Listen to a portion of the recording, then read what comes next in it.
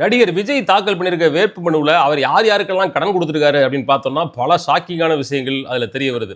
ஒன்று, அரியலூர் மாவட்டத்தில் உடையார்பாளையம் தாலுக்காவில் இருக்கிற அணைக்கரைக்கு பக்கத்தில் இருக்கிற குளவடையான் அப்படின்ற ஒரு கிராமத்தில் செயல்படுற கோகிலாம்பாள் கல்வி அறக்கட்டளை அப்படின்னு இந்த நீட் தேர்வு மாதிரியான போட்டித் தேர்வுகளுக்கு பயிற்சி கொடுக்கக்கூடிய ஒரு கோச்சிங் சென்டர்.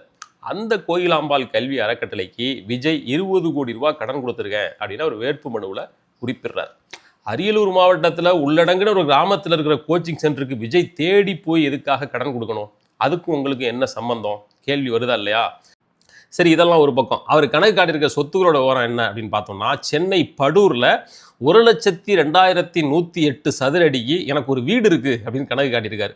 1,00,000 சதுர அடிக்கு வீடு வைக்கிறதுனா அதை வீடா, கல்யாண மண்டபமா? உண்மை என்னன்னா, படூரில் அவ்வளோ பெரிய சைஸில் அவருக்கு வீடெல்லாம் இல்லை. விஜய் வித்யாசிரமம் அப்படின்ற பேரில் அங்கே ஒரு பள்ளிக்கூடம் இருக்குது. அந்த பள்ளிக்கூடம் இவருக்கு சொந்தமானது. விஜய் தான் அதுக்கு தாளாளர். அந்த விஜய் வித்யாசிரமம் பள்ளிக்கூடத்தை தான் வீடுன்ற பேரில் வேட்பு மனுவில் இப்போ கணக்கு காட்டியிருக்கிறார். சரி, இதுதான் இப்படி அப்படின்னு பார்த்தோம்னா, விஜயோட வேட்புமனுவில் ஜெயாநகர் ப்ராப்பர்ட்டி பிரைவேட் லிமிடெட் அப்படின்னு ஒரு கம்பெனி. அந்த கம்பெனிக்கு விஜய் ஒரு 50 லட்ச ரூபா கடன் கொடுத்துருக்குறேன் அப்படின்னு கணக்கு காட்டியிருக்காப்புல. அந்த ஜெயாநகர் ப்ராப்பர்ட்டி பிரைவேட் லிமிடெடோட பங்குதாரர்கள் யார் அப்படின்னு போய் பார்த்தோம்னா, அதில் ராஜேந்திரன் அப்படின்னு ஒரு பேர் இருக்குது. அந்த ராஜேந்திரன் யார்? விஜயோட டிரைவர். இந்த டிரைவர் ராஜேந்திரன் விஜய்க்கு பினாமி அப்படின்னு பல காலமாக ஒரு பேச்சு இருக்குது. விஜய் எந்த ஊருக்கு போனாலும், எந்த ஊருக்கு தனி விமானத்தில் பறந்தாலும், அது கீர்த்தி சுரேஷ் பிறந்த நாளுக்கு போகிறதா இருந்தாலும் சரி, டெல்லிக்கு போகிறதா இருந்தாலும் சரி, இல்லை வேறு யார் கூட எந்த ஊருக்கு போகிறதா இருந்தாலும் சரி, அந்த தனி விமானத்தில் பறக்கக்கூடிய ஒரு சிலரோட பட்டியலில் ராஜேந்திரன் பெயரும் தவறாமல் இடம் பிடிக்கும்.